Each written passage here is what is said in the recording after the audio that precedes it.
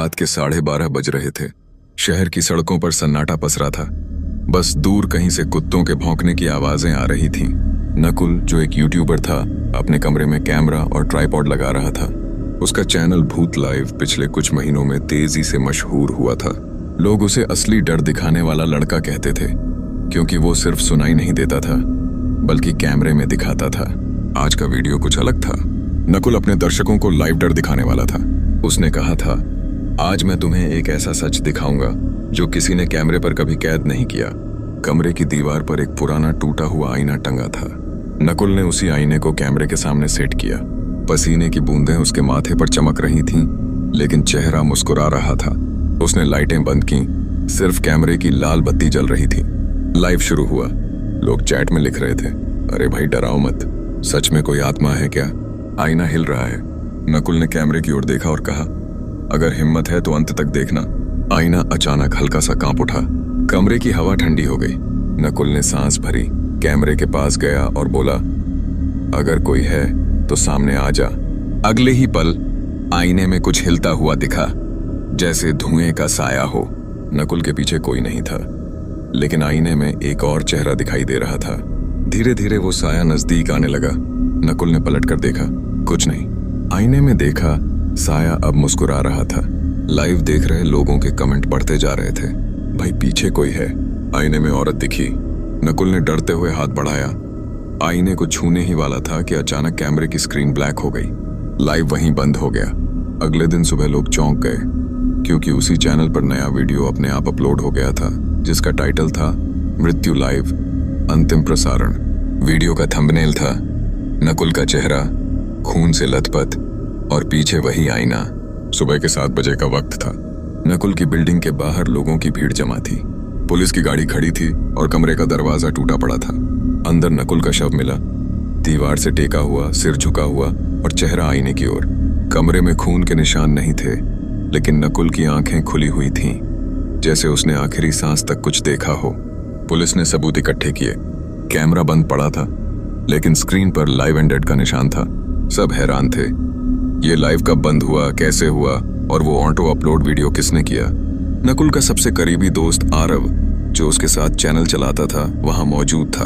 वो पुलिस से बोला, कल रात मैं भी जुड़ा था लाइव से, लेकिन वीडियो बंद होते ही नेट चला गया।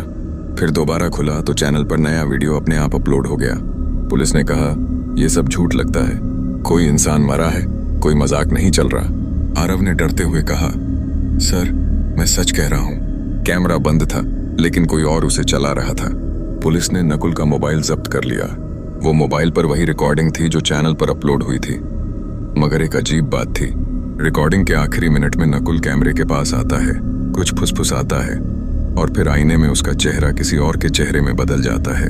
वो चेहरा एक औरत का था, काले बाल, धुंधली आंखें और होठों से टपकता काला तरल। आरव ने जब वो वीडियो देखा तो डर के मारे पीछे हट गया। उसने कहा, ये चेहरा तो उस हवेली वाला है, वही जहां हम दोनों शूट करने गए थे कुछ दिन पहले। वो हवेली जो शहर से कुछ मील दूर थी, जिसे लोग शापित दरवाजा कहते थे। कहा जाता था कि वहां एक औरत ने अपने पति को धोखा देने के बाद खुदकुशी कर ली थी और उसकी आत्मा हर आईने में कैद हो गई थी। आरव उस रात घर नहीं गया। वो नकुल के कमरे में बैठा सब फाइलें देखने लगा। कैमरे में रिकॉर्ड एक और वीडियो था, पर उस पर कोई फाइल नाम नहीं था। जैसे ही उसने उसे चलाया, स्क्रीन झिलमिलाई और उसी वक्त कैमरा अपने आप चालू हो गया। आरव चौंक गया। कैमरे की लाल बत्ती जल उठी, पर उसने उसे ऑन नहीं किया था। स्क्रीन पर वही आईना दिखा, पर इस बार नकुल नहीं, खुद आरव उसमें दिखाई दे रहा था। वो बोला, ये क्या बकवास है? ये कैमरा तो ऑफ था। पर उसकी आवाज के साथ ही कैमरे से किसी और की फुसफुसाहट सुनाई दी, अब तुम्हारी बारी है। आरव ने कैमरा बंद करने की कोशिश की, पर वो बंद नहीं हुआ। आईने में उसके पीछे वही औरत खड़ी थी, चेहरा आधा जला हुआ, आंखें लाल चमकती हुई और होठों से टपकता काला धुआं। आरव चीखा और दरवाजे की ओर भागा, लेकिन कमरे का दरवाजा अपने आप बंद हो गया। लाइटें झपकने लगीं, कैमरा हिलने लगा और आखिरी पल में बस एक चीख सुनाई दी, मत शूट कर, ये जिंदा है। अगली सुबह नकुल की तरह आरव भी गायब था। पर सबसे डरावनी बात यह थी कि भूत लाइव चैनल पर एक नया वीडियो अपने आप अपलोड हो गया था। टाइटल था लौट आई आत्मा, मृत्यु लाइव भाग 2। थंबनेल में आरव का चेहरा था, लेकिन उसकी आंखें कैमरे के अंदर किसी चीज को देख रही थीं, जैसे वो अब भी वहीं फंसा हो। आरव के गायब होने के अगले दिन पूरा शहर सन्न था। पुलिस ने नकुल और आरव के चैनल भूत लाइव को ब्लॉक कर दिया था ताकि कोई और वो वीडियो न देख सके। पर रात के 12 बजते ही चैनल अपने आप फिर से एक्टिव हो गया। ना कोई एडमिन लॉगिन, ना पासवर्ड का इस्तेमाल, बस अपने आप लाइव स्ट्रीम शुरू हो गई। स्क्रीन पर वही कमरा दिख रहा था जहां नकुल मरा था, पर इस बार कैमरा अपने आप घूम रहा था, जैसे कोई अदृश्य हाथ उसे घुमा रहा हो। कभी दीवार, कभी फर्श, और फिर वो टूटा आईना। आईने में सिर्फ धुंध थी, पर धीरे धीरे धुंध के अंदर से 2 चेहरे उभरने लगे। नकुल और आरव दोनों खामोश खड़े थे, बस उनकी आंखें कैमरे की तरफ टिकी थीं। उनके पीछे अंधेरा हिल रहा था, जैसे कोई चीज धीरे धीरे सरक रही हो। पुलिस कंट्रोल रूम में उस समय ये लाइव वीडियो मॉनिटर पर चल रहा था।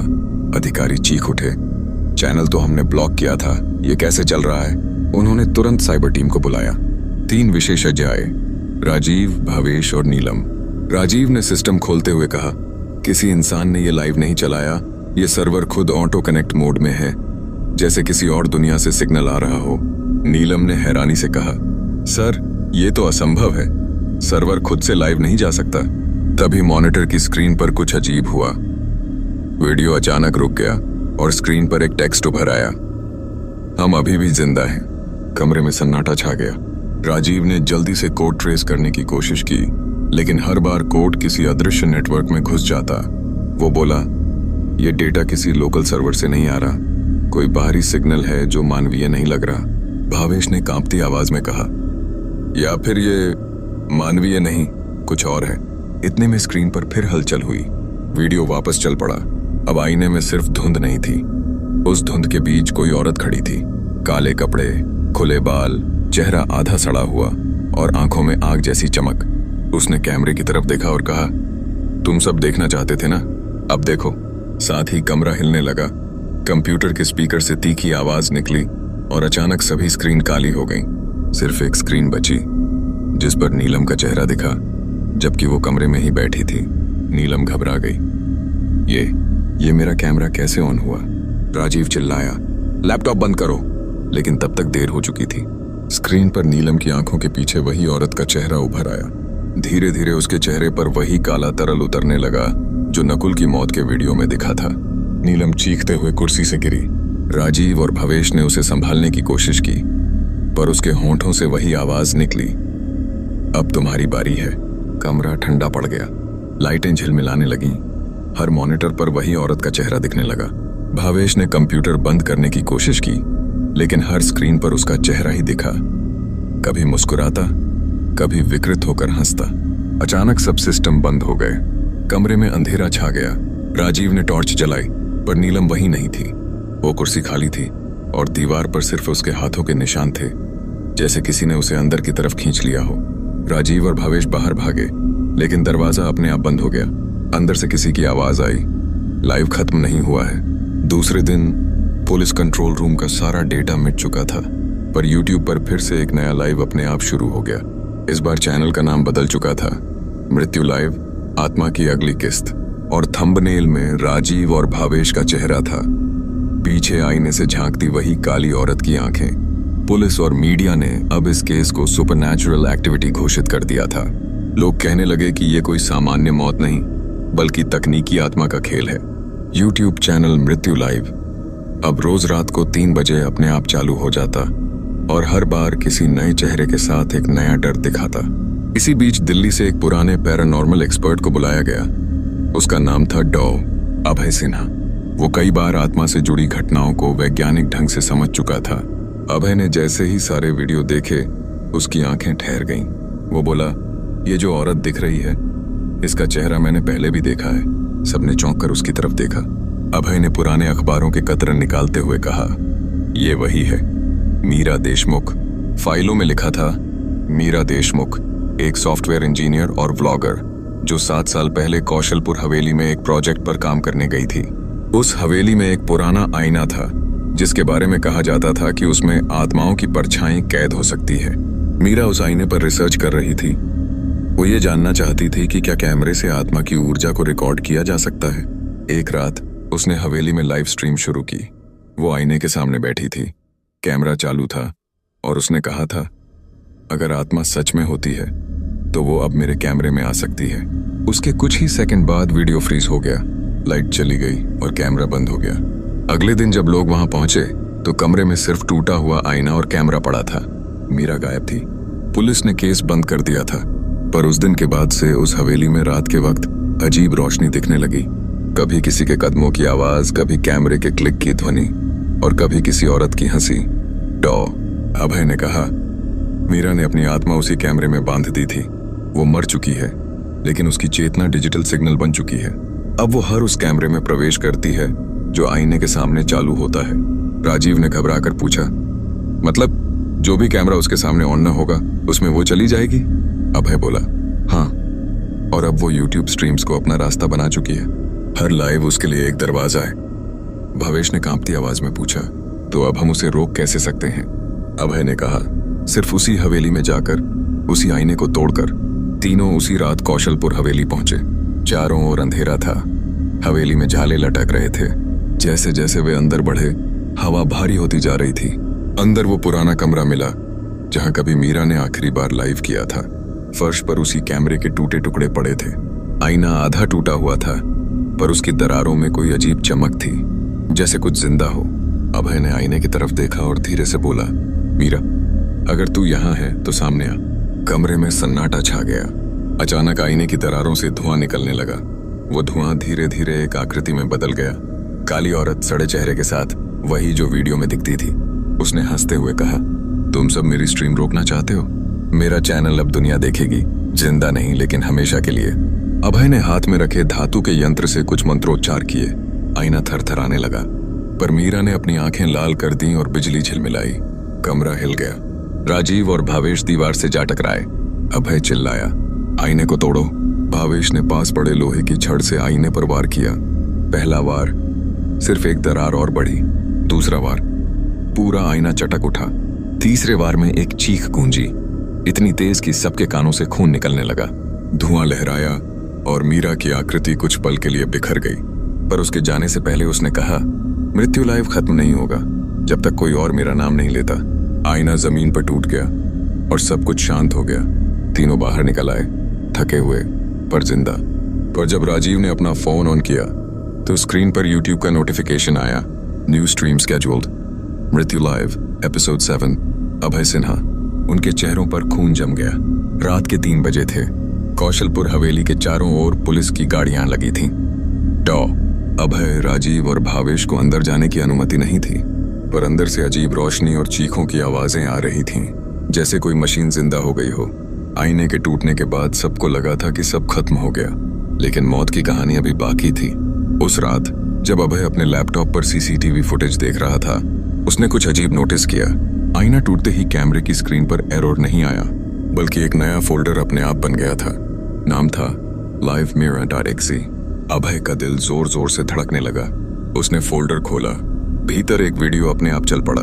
वीडियो में वही हवेली थी, लेकिन कुछ अलग।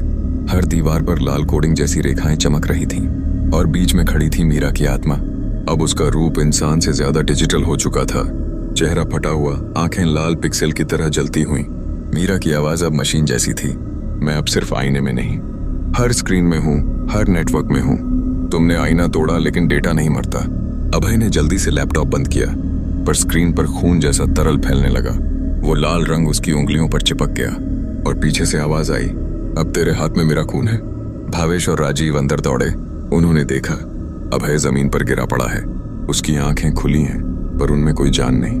लैपटॉप स्क्रीन पर लाइव स्ट्रीम स्टार्टेड चमक रहा था। राजीव ने डरते हुए मोबाइल उठाया। यूट्यूब पर फिर से मृत्यु लाइव चालू हो चुका था और उसमें वो तीनों नजर आ रहे थे लाइव, लेकिन कैमरा तो उन्होंने ऑन ही नहीं किया था। भावेश चिल्लाया, इस स्ट्रीम को बंद करो। पर हर बार जब वो मोबाइल बंद करने की कोशिश करता, स्क्रीन पर एक चेहरा उभर आता, मीरा का चेहरा, जो अब पूरा डिजिटल धुआं बन चुका था। वो बोली, तुम लोग मेरी कहानी मिटाना चाहते थे, अब तुम सब इसका हिस्सा बनोगे। लाइट चली गई। पूरा गांव अंधेरे में डूब गया, लेकिन हर मोबाइल स्क्रीन, हर टीवी, हर सीसीटीवी कैमरा एक ही चीज दिखाने लगा, कौशलपुर हवेली, लाल कोड और मीरा की आत्मा। वो अब नेटवर्क से बाहर निकल चुकी थी। हर जगह वही हंसी गूंजने लगी, डेटा कभी नहीं मरता। राजीव और भावेश भागते हुए हवेली के बाहर निकले, पर गेट के पास पुलिस के सारे कैमरे बंद हो चुके थे। वो दोनों गाड़ी में बैठे और गांव से बाहर निकलने लगे। सड़क पर सन्नाटा था, पर मोबाइल अपने आप ऑन हो गया। स्क्रीन पर यूट्यूब नोटिफिकेशन आया, You live now, मृत्यु लाइव एपिसोड 8। गाड़ी झटके से रुक गई। भावेश ने खिड़की के बाहर देखा। सामने सड़क के बीचों बीच वही औरत खड़ी थी। चेहरा अंधेरे में धुंधला, पर आंखें अब भी चमक रही थीं। उसने हाथ उठाया और हवा में कुछ लिखा। लाल कोडिंग की एक रेखा आसमान तक चली गई और फिर पूरी हवेली आग की लपटों में गिर गई। अभय की रिसर्च फाइलें, कैमरे सब जल गए। आईना जो टूटा पड़ा था राख बन गया, पर राख में भी चमकती रहीं कुछ पिक्सल जैसी लकीरें, जैसे डेटा अब भी जिंदा हो। अगली सुबह पुलिस को सिर्फ एक मोबाइल मिला।